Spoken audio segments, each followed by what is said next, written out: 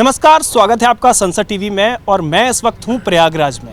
और जैसा कि आप जानते हैं कि दुनिया के सबसे बड़े धार्मिक आयोजन के अब कुछ ही दिन बचे हैं और उसकी तैयारियों पर बात करने के लिए हमारे साथ हैं प्रयागराज के डीएम सर। स्वागत है आपका संसद टीवी में। बहुत बहुत धन्यवाद सर। चूँकि अब कुछ ही समय बाकी है, क्या अंतिम चरण में पहुँच चुके हैं तैयारियाँ और प्रयागराज किस तरीके से बाहें फैलाकर यात्रियों के स्वागत के लिए तैयार है? देखिए, प्रयागराज पूरी तरह तैयार है। आदरणीय मुख्यमंत्री जी के निर्देशन में और आदरणीय प्रधानमंत्री जी के आह्वान पर पूरी जो प्रयागराज जनपद की प्रशासनिक टीम है, पुलिस की टीम है और प्रयागराज के जितने हमारी जनता जनार्दन है, सभी पिछले एक वर्ष से लगातार बहुत व्यापक स्तर पे इस मेले की तैयारी कर रही थी और हमें खुशी है कि सभी प्रोजेक्ट्स हमारे कंप्लीट हो गए हैं।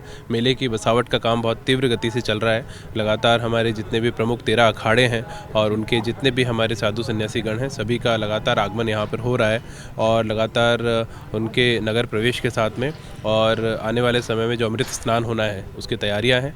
13 तारीख से मेला पूरे हमारे पूरा इसका प्रदर्शन होगा और सभी जब अखाड़े यहाँ पर आ जाएंगे तो बहुत ही भव्यता के साथ में आप इस मेले को देखेंगे। सर, चूँकि प्रयागराज में हम लोग देख रहे हैं कि तस्वीर काफ़ी हद तक बदली हुई है। जो लोग मेले में आएंगे उसके अलावा यहाँ पर्यटन के कई और बिंदु भी हैं, जैसे कि यहाँ पर ख़ास तौर पर पार्क्स इस तरीके के बनाए गए हैं। आप क्या कहना चाहेंगे जो यहाँ पर श्रद्धालु आ रहे हैं कि वो संगम स्नान के साथ ही यहाँ पर और किस धार्मिक आयोजन में या धार्मिक जगह पर जा सकते हैं? देखिए, आप अवगत हैं कि प्रयाग दुनिया का बहुत पुराना शहर है और प्रयागराज की भव्यता को विराट स्वरूप देने के लिए लगातार आदरणीय मुख्यमंत्री जी ने इसकी चिंता की है, लगातार निर्देश दिए हैं और पॉइंट ऑफ इंटरेस्ट जो यहाँ के चाहे हमारे आध्यात्मिक टूरिज़्म हो, हमारा धार्मिक चेतना से संबंधित चीज़ें हों और यहाँ के पॉइंट ऑफ इंटरेस्ट हो, उन सभी को बहुत डेवलप किया गया है।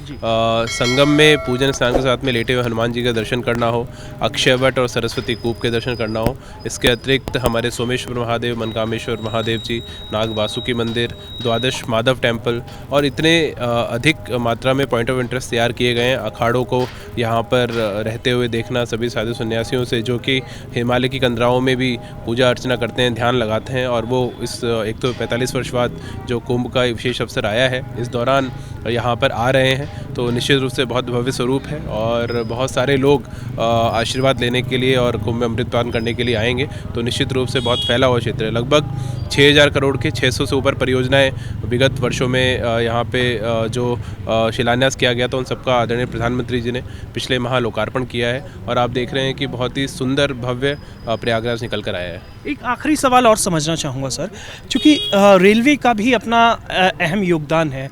मैं देख रहा हूँ कि प्रयागराज में जो आरयूबी लगभग सब तैयार हो चुके हैं कि यातायात सुगम हो, तो रेलवे और आप लोगों का किस तरीके का सामंजस्य है? क्योंकि कई स्टेशन भी हैं प्रयागराज में, तो बिना सामंजस्य के वो मुश्किल होगा मैनेजमेंट करना। किस तरीके का सामंजस्य आपने बनाया है? बहुत अच्छा सामंजस्य रेलवे के साथ में। हमारे 9 रेलवे स्टेशन हैं जो इस दौरान ऑपरेशनल रहेंगे और प्रयागराज जंक्शन पे ICCC रेलवे बनाया गया है। उसके माध्यम से रेलवे और मेला प्रशासन और जिला पुलिस प्रशासन के मध्य कोऑर्डिनेशन होगा। लगातार संयुक्त टीमों को एक जगह बैठाया गया है, उनको ट्रेन किया गया है जो 24/7 पूरी व्यवस्थाओं को देखेंगे और इसके अतिरिक्त हर जगह हमने होल्डिंग एरियाज़ बनाए हैं। जंक्शन पे भीड़ ना हो, मिसमैनेजमेंट ना हो, इसलिए स्पेशल मेला ट्रेन्स भी भारत सरकार के द्वारा यहाँ पे चलाने के लिए कंसेंट दी गई है, उसकी भी व्यापक व्यवस्थाएं हुई हैं। तो बहुत अच्छा कोऑर्डिनेशन रेलवे प्रशासन के साथ हमारा है, पुलिस प्रशासन के साथ हमारा है और सभी डिपार्टमेंट ने बैठकर समन्वित कार्य योजना तैयार की है ताकि इस दौरान जितने श्रद्धालु आएँ उनको कोई दिक्कत ना हो, कहीं किसी प्रकार की अव्यवस्था का सामना किसी को ना करना पड़े। तो और इसके अतिरिक्त 30 हमारे मुख्य मार्ग है जहाँ से पिलग्रिम मूवमेंट होगा, उसको भी लगातार वेरीफाई सभी वरिष्ठ अधिकारी कर रहे हैं। सभी हमारे जितने जूनियर ऑफिसर्स हैं, मजिस्ट्रेट्स हैं, पुलिस के ऑफिसर्स हैं, जो कटिंग एज लेवल पे लोग काम करेंगे, उन सबको भी ट्रेन किया गया। आज भी एक ट्रेनिंग चल रही है और उसके बाद में ऑन फील्ड ट्रेनिंग के माध्यम से और ऑन फील्ड ब्रीफिंग के माध्यम से उनको लगातार फीडबैक भी हम लोग ले रहे हैं। तो पार्किंग भी 104 पार्किंग पूरे प्रयागराज में तैयार की गई है इस दौरान और श्रद्धालुओं को बहुत ज़्यादा पैदल ना चलना पड़े, तो इसलिए सामान्य दिवस पे एक 3 किलोमीटर का एक एवरेज एरिया रखा गया जहाँ से उन्हें चल के आना होगा और पीक डेज पे थोड़ा लंबा चलना होगा, लेकिन चूंकि पीक डेज पे भीड़ बहुत रहेगी इसलिए नो व्हीकल जोन हमने रखा है और किसी प्रकार का उस दिन VIP प्रोटोकॉल नहीं रहेगा। तो सारी चीज़ें श्रद्धालुओं के हितों को ध्यान में रख के की गई है। शुक्रिया सर हमसे बात करने के लिए। तो आप देख सकते हैं प्रयागराज डीएम रविंद्र कुमार का कहना है कि जो तैयारियां हैं वो पूरी कर ली गई हैं और निश्चित तौर पर जो आपका अनुभव होगा यहाँ बेहतर होगा, प्रयागराज में आने का अनुभव अच्छा होगा, इसके साथ ही संगम स्नान भी दिव्य होगा। कैमरामैन मनोज और साथी आलोक के साथ मैं नवविक्रम सिंह, संसद टीवी प्रयागराज।